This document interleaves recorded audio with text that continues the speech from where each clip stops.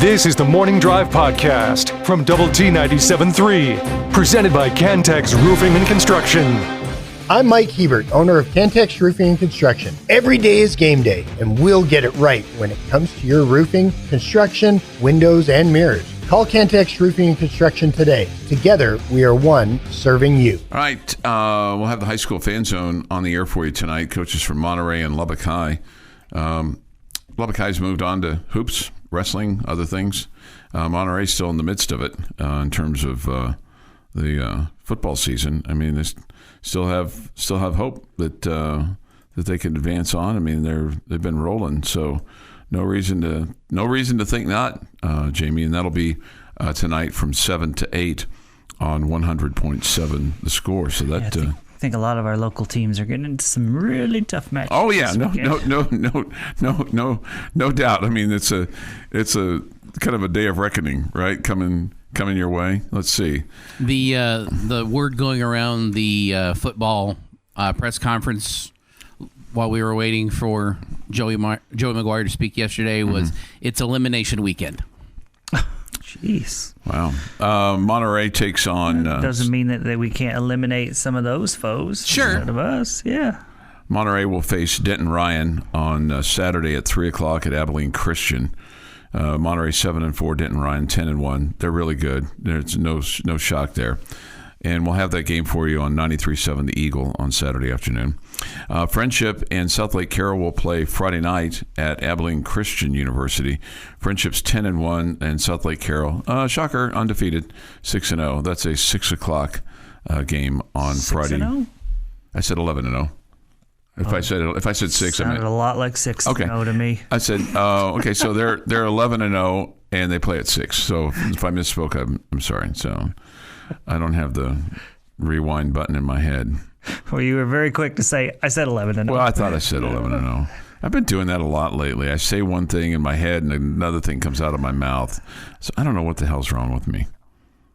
I mean, feel free to offer. No. No. Chuck, you're a lovely person. I like you too much and enjoy your company too much for the chat line to tell you everything that's wrong with you. Okay. Well, no. We don't need that today. It's well documented. Very well. We don't need everybody to remind you. Lubbock Cooper will face Prosper Walnut Grove. I wondered where Walnut Grove was from. So Prosper, it's where the rich kids are. 10-1 against the Lubbock Cooper kids, 8-3. That'll be at Shotwell Stadium in Abilene on Friday night. And then Estacado and Brock will play Friday night in Clyde. Estacado 7-1, Brock is 10-1. Yeah, a lot of stiff competition. Yeah, sounds like it. Seminole at 10-1 meets Glen Rose Friday night in Sweetwater. Let's see, and then Idalou, and we'll have that game for you on Friday night on Sunny 97.7. They meet Stanton. Idalou's 9-10, Stanton 6-4. And that game will be in Denver City on Friday night. And then Littlefield and Crane will play on Friday as well. They'll play in La Mesa. Littlefield is 7-up, 4 down. Crane is 6-5 on the season. So that gets you up to speed on that. We'll have Lady Raider basketball tonight from the arena. That'll be at 5:30 for our broadcast time, 6 o'clock for the tip. They take on Abilene Christian. Team that is 2-2 on the season. They're coming off of a loss to North Texas, 71-60.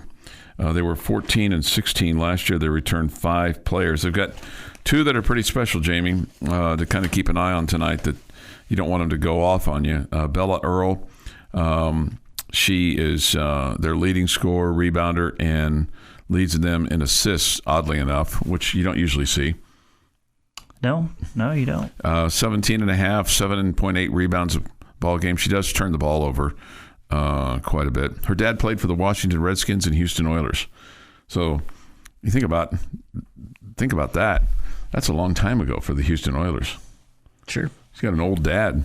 And then another one to kind of keep an eye on is Peyton Hull. She's a returner. She averages 15.5, 3.8 rebounds a contest, and she's a 35% field goal maker. I think if you're Coach Gerlich, this is another one of those games where it's not about the other team. It's about you guys Absolutely. getting right with your offense. And Right. I think we're seeing some good defense from the Lady Raiders. They just kind of got to put it together offensively, start shooting the ball better, and then kind of feel like they got to mesh better on the offensive end of the floor. I know you're not a big visitor with other people, but this is one of their players you would have, I think, good conversation with.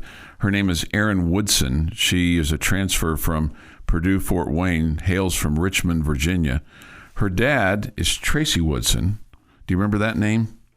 I do not. Played for the Dodgers, played for the Cardinals. His first home run as a big leaguer was off Nolan Ryan. That's cool. Yeah. And her brother, this is really, I think you'd be more interested in this just because of what he does for a living. Her brother is the head tennis coach at Baylor. Nice. Yeah. See, I knew I would find something there that would make you happy. So we'll have that tonight, the tip at 6. Yes. And I think what we've seen out of the Red Raiders, the Lady Raiders would like to say, hey, you see what these guys have been doing over here? They've been putting away their lesser opponents. That's what we need to do tonight. Mm-hmm. Absolutely. And really they can solve that with really one thing, and that's just shooting better and maybe getting themselves better looks at shots too, or maybe not trying to play so perfect, because sometimes when you try to play perfect, and I'm not saying that's what they're doing, sometimes when you try to play perfect, then that's when you don't really play so perfect. Yep. Yeah. I have to just kind of let it flow, right? Yeah. Sometimes you overthink it a little bit. Yep. You start playing slow and nervous, and that's when you make more mistakes than if you just play reactive and just go. Yeah. Bullfighter sarcasm here with regard to ZZ Top. We got a little ZZ Top in the background right now. Never heard of them, Chuck. Can you sing us a song by them? Sure. Everybody loves a sharp-dressed man. And let me tell you, I'm going to kill it today in that category. If I don't do anything else, I'll kill that. I thought it was the girls go crazy for a sharp dress. It might be. Yeah. Might be. But, I've never been one to get all the lyrics correct, Jamie. So add that to the list, Bullfighter, I guess. This day in sports history is next. Your daily dose of sports and fun. This is the Morning Drive Podcast from Double T 97.3, presented by Cantex Roofing and Construction. This day in sports history today is November the 19th, 2024. And with that is Jeff McGuire. 1953. U.S. Supreme Court rules 7-2 that baseball is a sport and not a business. So the antitrust law does not go into effect for them. Not them. Nope. 1961, Houston Oilers quarterback George Blanda passes for 7 touchdowns in a 49-13 rout of the New York Titans at Jessup Stadium in Houston. Jepson Stadium in Houston, excuse me. 1966, John Scoville has a touchdown run and a touchdown pass, and Gene Dar's interception for a touchdown win it as Texas Tech upsets number 6 Arkansas 21-16. Wow. 1978, the miracle at the Meadowlands. Eagles' Herm Edwards returns a fumble for a touchdown with 31 seconds left to give the Philadelphia Eagles a 1917 victory over their rival New York Giants. It was a crazy play. 1979, you guys are sitting down, right? Okay, good. Because contract was signed on this day. Big, huge contract. What sport? Baseball. Is this Pete Rose? No. Nolan Ryan signs a record 4-year deal. I can't believe I'm saying this number out loud. $4.5 million. And that was considered just obscene at that point in time. Not per year. That's the whole deal. Right. So that was the whole thing. 1990, Pittsburgh Pirates outfielder Barry Bonds wins the National League MVP. Just for a comparison, on this day in 1996, Albert Bell signs a record 5-year deal for $55 million with the Chicago White Sox.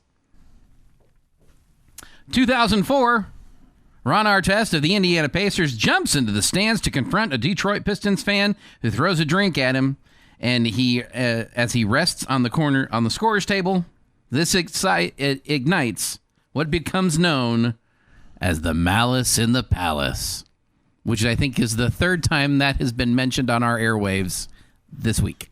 Yeah. Actually, he confronted the wrong fan. he didn't confront the one that threw the beer at him.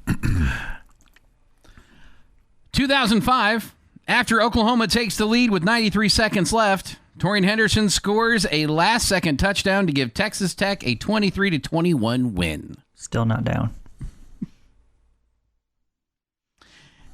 And in 2021, Major League Baseball, Cleveland Indians officially changed their name to the Guardians as it becomes official. It is National Carbonated Beverage It is National Carbonated Beverage with Caffeine Day. So no root beer, Sprite, 7-Up, and of course no caffeine-free drinks for the sodas. Everything else is fine. I'm glad they were really specific on that one. Yeah. Chuck, get your phone out because you're going to want to text this person. I know you. I forgot my phone this morning. It's part of...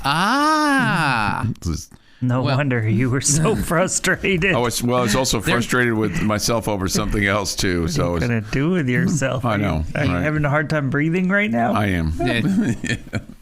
Happy birthday, Texas Tech Athletic Director Kirby Hocutt. Turns 53 today. Okay, 53. Adam Driver, 41. Calvin Klein, or, Michael J. Fox in Back to the Future, is 82. Jodie Foster, 62. Meg Ryan, 63. Patrick Kane, 36. Allison Janney, 65. Ahmad Rashad, 75. Or, let's see, what was his other name before Bobby Brown? No. Ahmad Rashad? Yeah. I've only ever known him as Ahmad Rashad. It's not his real name. He changed his name when he converted to Muslim. I do not remember what his original name was. Get it. Ahmad Rashad, what was it? Get it. It was before my time, but I've heard it before. Yeah. Well, while you look it up, Joey Gallo, 31, Ryan Howard, 45, and Framber Valdez is 31. Oh, Framber. And on this day, 1863, 77 years ago, our fathers brought forth on this continent a new nation, conceived in liberty and dedicated to the proposition that all men are created. Oh, wow. Good job, Jamie. Now we are engaged in a great civil war, testing whether that nation or any nation so conceived and so dedicated can long endure. We are met on a great battlefield of the war. We have come to dedicate a portion of that field as the final resting place for those who gave their lives that nation may live. It is altogether fitting and proper that we should do this. Abraham Lincoln, Gettysburg Address, dedication of Gettysburg National Park, basically, is what ends up happening with it. This day sports history. All right, Bobby Moore he was born Robert Earl Moore. I wouldn't have guessed that in a million years. 1949. Yeah. He had converted in 1972 from Pentecost. He was a Pentecostal person to Islam. He had studied Islam in college and then changed his name to Ahmad Rashad, which means admirable one led to truth in Arabic. So it was kind of controversial at the time. Then he changed his name. All right, that little sounder means it's time for this lucky local winning word at 6:51 this morning. A little bit late. You go to doublet973.com, enter this word, and you might win $250 tomorrow, Thursday, or Friday. Okay, we'll give away $2,500 on December the 5th, so in a couple of weeks, over at Two Docks, courtesy of Double T 97.3, and the Home Zone, making your house a home. This could be used. I think this term is more commonly used for golf, but I mean, you could have a slice of pie if you wanted on Thanksgiving in a couple of weeks or a week. You can have it any day of the week. You can have it any day of the week. Why limit yourself to just days? Right. Or you could slice a tennis shot, right? But you don't really use that term very often, do you? In tennis, you do. Okay, slice. Yeah. You could slice it. Okay. And obviously... But can you dice it? Slice the I don't have golf a good one, shot as well. Wondering. Slice, S-L-I-C-E. That's your lucky local winning word for 6:52 this morning on this, the 19th day of November. Go to doublet973.com to participate. All right. 6:52 this morning here on the Morning Drive. Thoughts, comments, Yates Flooring Center chat line. We get this. Jamie's memory is an example of the type of memory we could all have if we didn't drink. Yes. Then somebody else helps with this. Because every girl crazy about a sharp dressed man. Because yeah. There you go. So, I got that every girl's crazy about a sharp dressed man. I just didn't get the cuz part. Yeah. Because every girl crazy about a sharp dressed man. Man, don't pretend like you know it now. They could put me on stage on Sunday, couldn't they? No. You get to the do-to-dos, and they were like, we don't have a song that goes we don't have the do-to-dos. Yeah. Da-da-da-da. Yeah.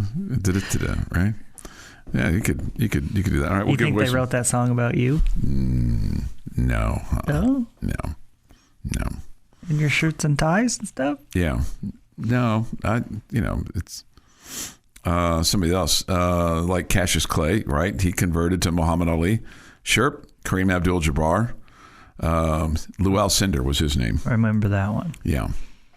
Everybody remembers that Everybody one. remembers that one. And Muhammad Ali, too, And Chris Jackson. Yeah, right. Who's what? Mahmoud Abdul Rauf. Oh, yeah. Ratif or whatever it is, right? Yeah. Bobby Moore. No. Ahmad Rashad. Wonder if he would have gotten Felicia if he was Bobby Moore. Bobby Moore seems rather pedestrian. Ahmad Rashad seems somewhat exotic. But that kind of helped him with the ladies a little bit. What's your name? Ahmad Rashad. Ahmad. Oh, Ahmad. Come over here and meet Felicia and Jill and Jennifer and all my other friends. The Morning Drive podcast from Double T 97.3 is presented by Cantex Roofing and Construction. Chuck, if I wrote a 12 Days of Christmas song with all of y'all's mishaps, would you sing it on air for us to hear? 12 is that could be long. It'd be difficult for him to fit all of our mishaps into just 12. How about if I read them as opposed to sang them? I think that would take longer than singing them. Okay. I would be fine with any of it as long as it's clean. Okay, yeah. But he's usually Bullfighter's pretty clean with stuff. Yeah. Yeah. And so are we mostly. Yeah, we're pretty clean. We did a 12 Days of Sportsmas a long time ago as a promo that was running for Christmas for a while. Okay. I remember some of our guys just hated being involved in that. I'm so shocked. Yeah. Well, it is what it is, right? Mm-hmm. Okay, something that would be helpful to get before Christmas would be improvements to the Texas Tech offense. Joey McGuire, I think, has a list or has some ideas on improvements that the offense needs to make before Saturday. It's really not self-scout. It's like with us, really the last 2 weeks where we've got to become better is like our first quarter, I think we scored 106 points. Our second quarter, we scored 102 points, and then there's a dramatic difference in our second half as far as the points. I think it's like 66 and like 70-something. So our right now is being more consistent on offense, whether that's attacking more vertical, taking more shots downfield, which we tried to do a little bit against Colorado, and then going back also, if you look at offensively being more consistent after our first two drives. The first two drives against Iowa State should have been 14-3, but it was 10-3. Same way with Colorado, it's 13-0, and so us after that third and fourth series being more aggressive and getting more points out of that. Yeah, he's right. 66 in the third quarter, 75 in the fourth. After you do 106, 101, and it's weird because I think we've talked about this, and I think we've all seen it, even the most untrained eye, about how well you go down the field your first couple of drives, and then for whatever reason the other team makes adjustments, and you're not able to make adjustments to counter that. Yeah, you've been really good at scripting those plays and getting that early lead. Coach McGuire likes to take the ball to start the game, and the Red Raider offense has made him look good on that with getting a good start on offense and putting 7 on the board, and feels like you get off to a great start, and then you might see that for 2 or 3 more possessions, and then it doesn't just like start to drip away. I mean, it's just like somebody shut the faucet off. Yeah. Mm-hmm. Yeah, I mean, offense suddenly has stopped completely. I mean, going back to, like, remember the Wyoming game last year? Mm-hmm. I mean, it was 17-0. I'm like, you're about to blow these fools out. Right. And then you didn't score again for like 2 more quarters. Mm-hmm. And that we've seen a lot of that this year. The odd stuff, though, is like TCU. Remember, TCU, you're down at the end of the first quarter. Looked terrible in the first quarter. And then second quarter and third quarter, you were great. The second and half of the third quarter, you were great. And so you kind of flipped the script there. It was the opposite.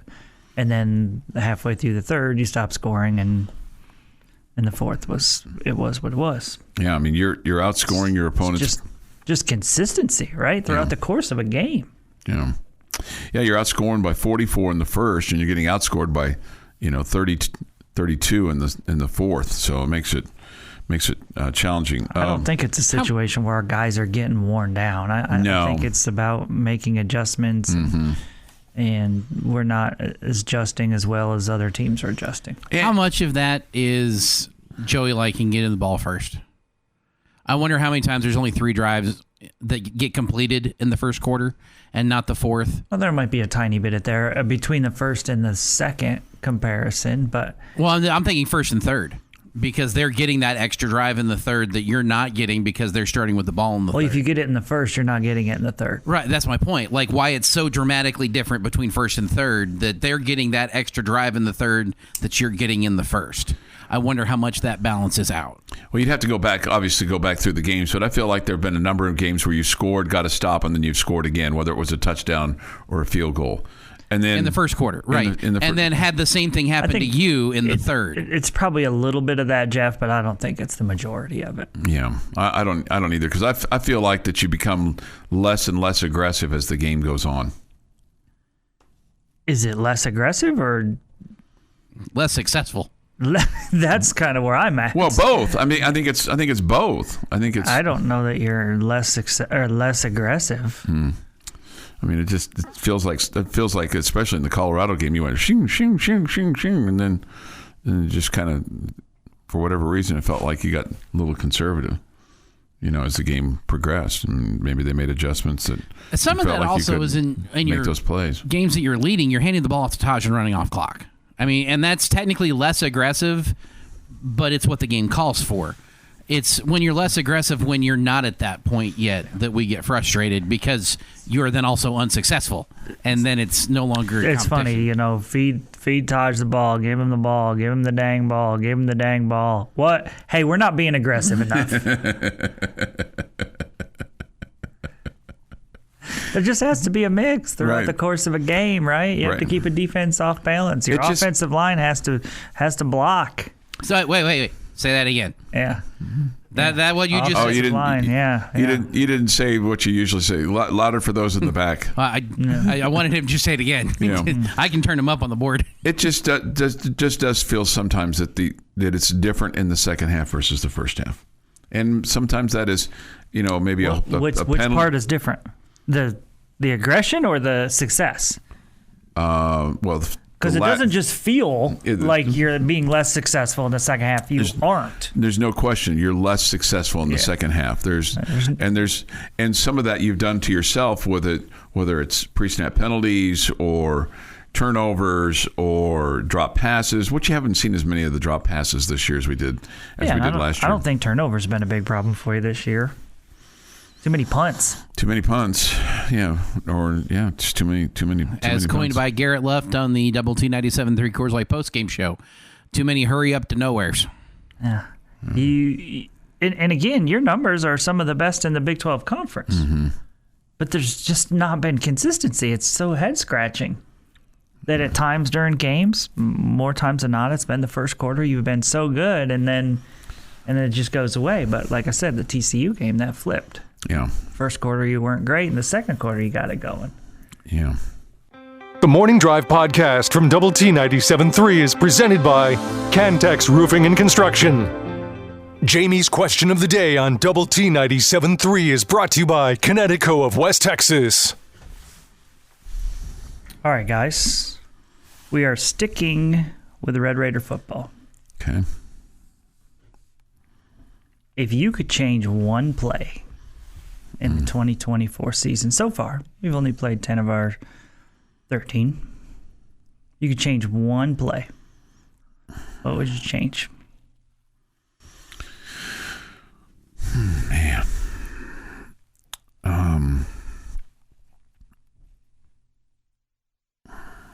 The one I immediately go to doesn't change the outcome of the game. But it ticked me off so much. That doesn't help us. But that's the immediate one. Just seems like an odd choice. I want to say it's 3rd and 8, 3rd and 10. The third to last drive against Iowa State. You could have put the damn game away. Could have.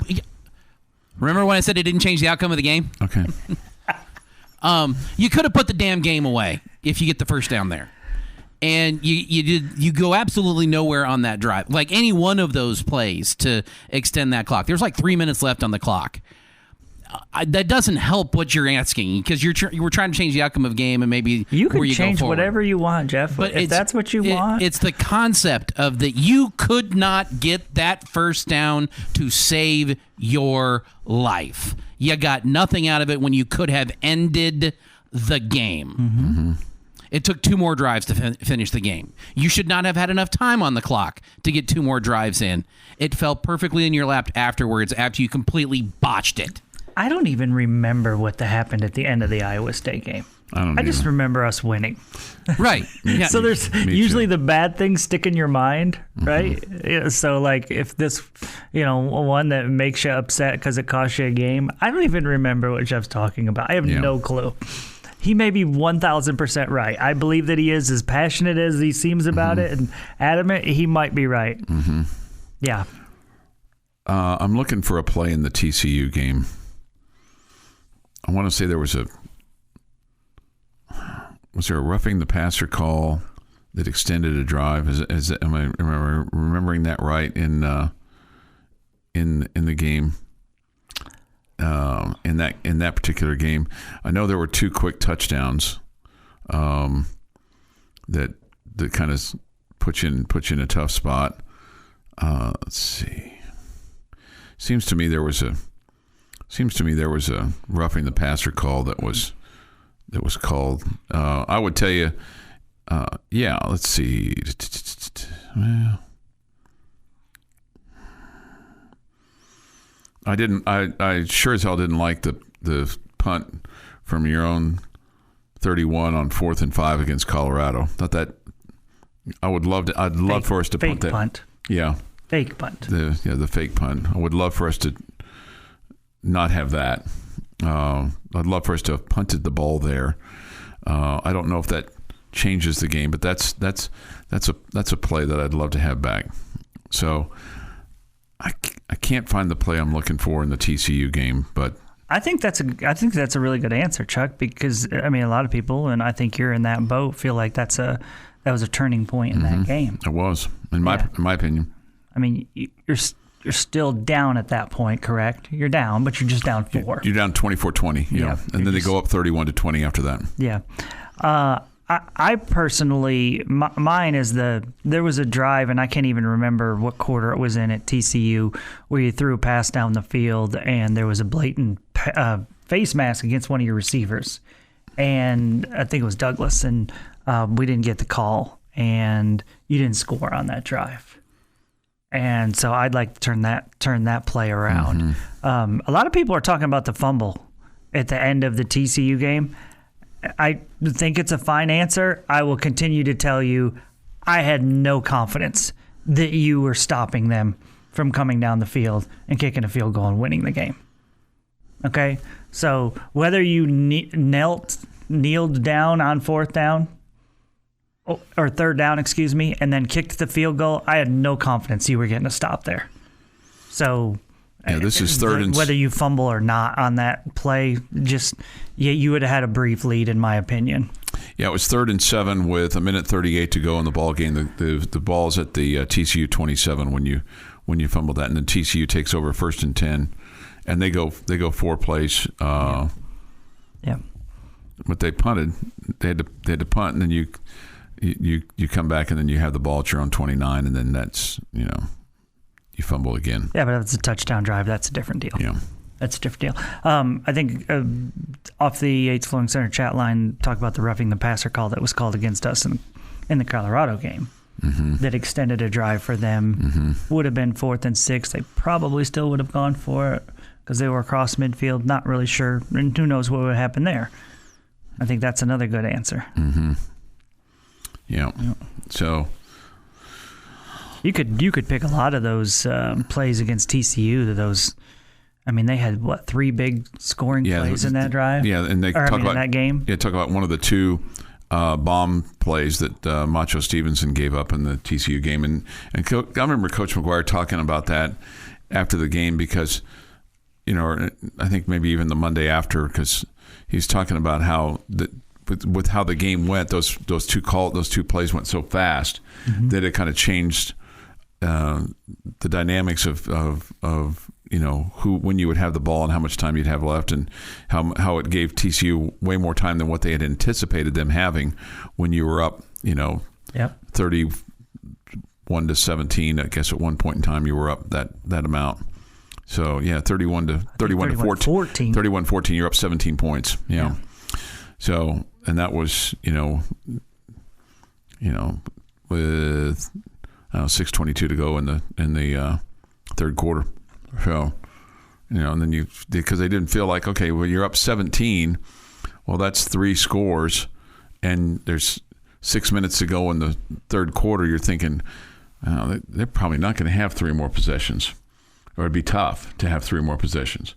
And they ended up easily having 3 more plus because of how easy it was. For them to score. And again, that's why I had no confidence in you. If you kick the field goal there, and and take a 2-point lead, I have no confidence in you holding that lead. Yeah.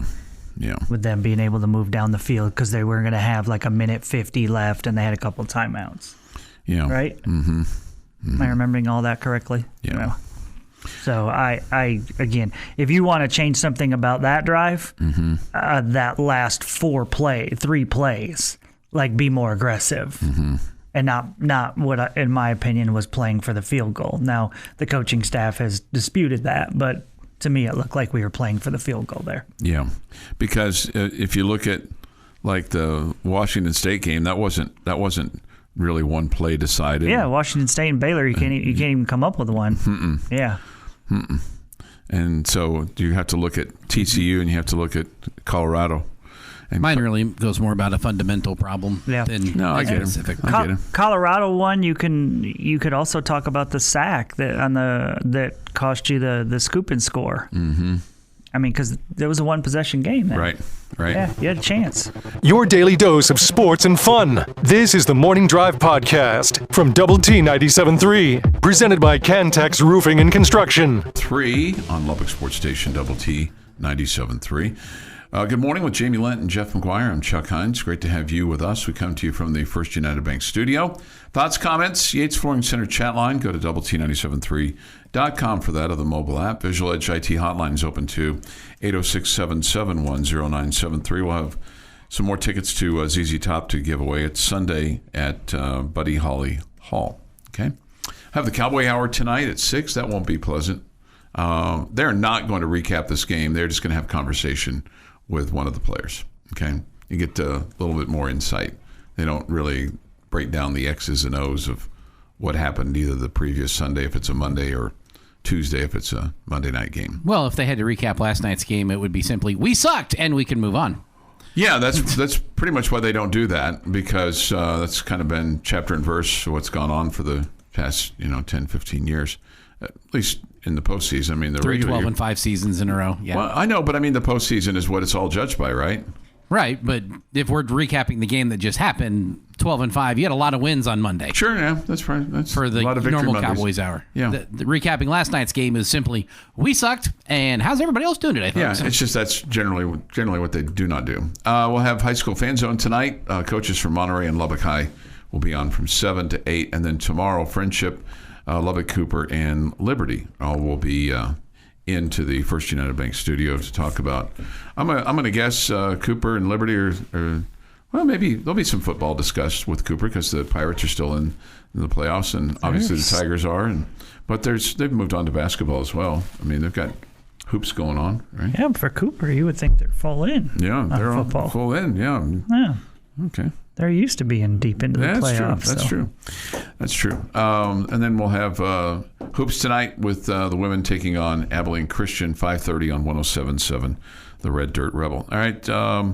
Just kind of hanging over from the baseball ballot discussion.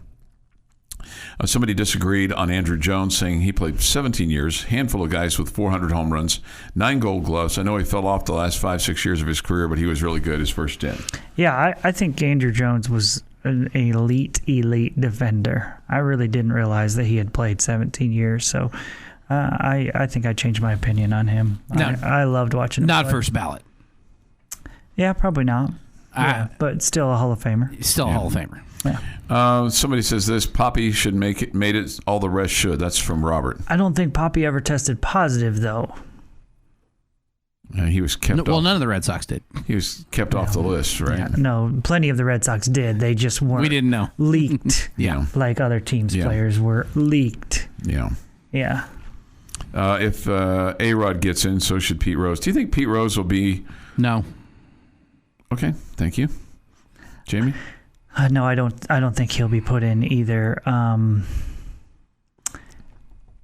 Again, I just feel different about guys that once they put the rules and all that, and you tested positive, I feel differently about you. Even though back in the day, I mean, there were guys that we knew they shouldn't have been taking steroids, but they were. Yeah. So it's different. With regard to Rose, if he had fessed up from the beginning, I'd have a kind of far different opinion, but he...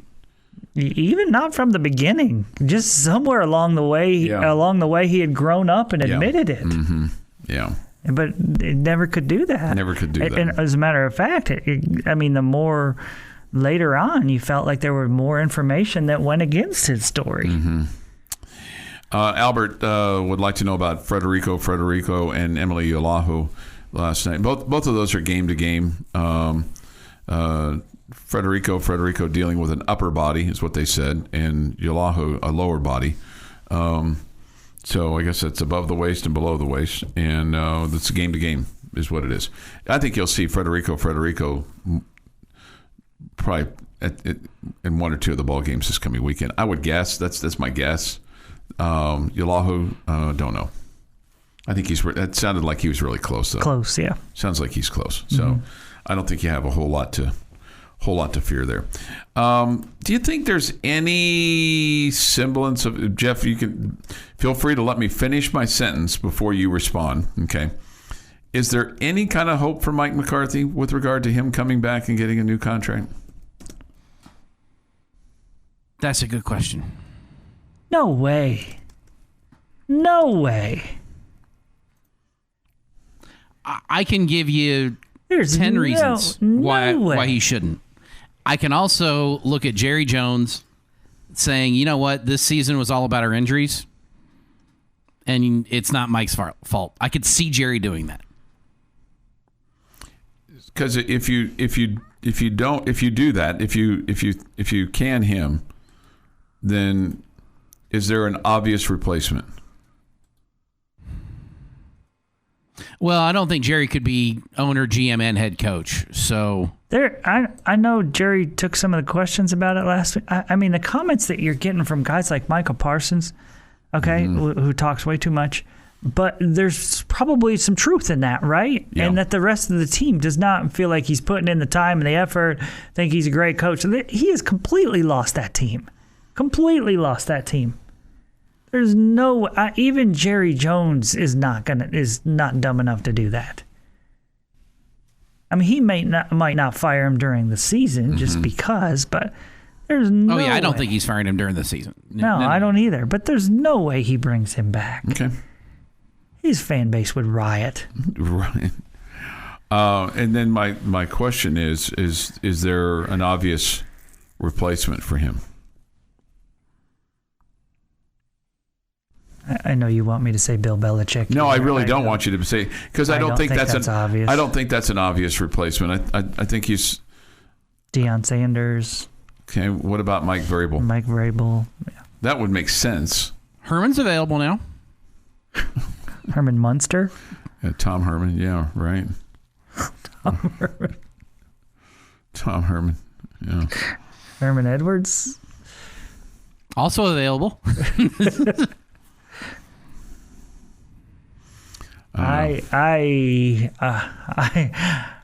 I'm here for the show. Let's make it Deion. Okay. Oh wow. Let's make it Deion.